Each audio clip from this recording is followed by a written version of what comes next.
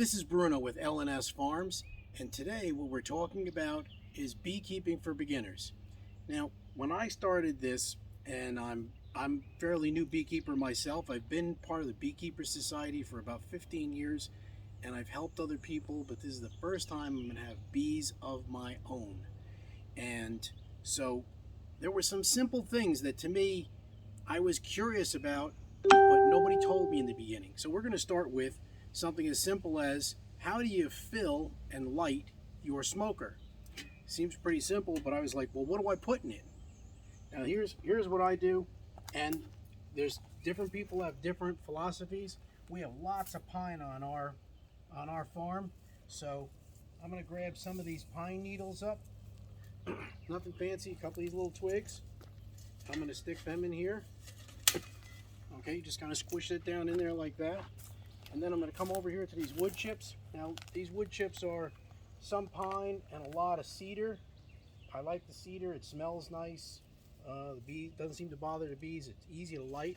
So I'm going to take some of these fairly dry wood chips. So I don't dig down in, because if I get down in there, I'm going to pick up the wood chips that are moist. So I'm going to stick a bunch of these in here too, like this. And that's probably good enough for now. I'm going to break this stuff off that sticks over the top, because after I light it, it's going to be too hot for me to do that. Okay. Then, I don't know, can you see this with the camera? Okay. Just going to take this lighter. Going to light some of them pine needles, those wood chips. Notice they light pretty easy. All right. Once it gets going a little bit, well, we need to light it a little bit better.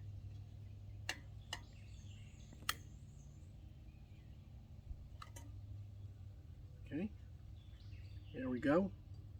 And you can see it's burning there. That's good enough. Kind of close that up. And just give that a couple of gentle puffs with the bellows. And see, our smoker is lit.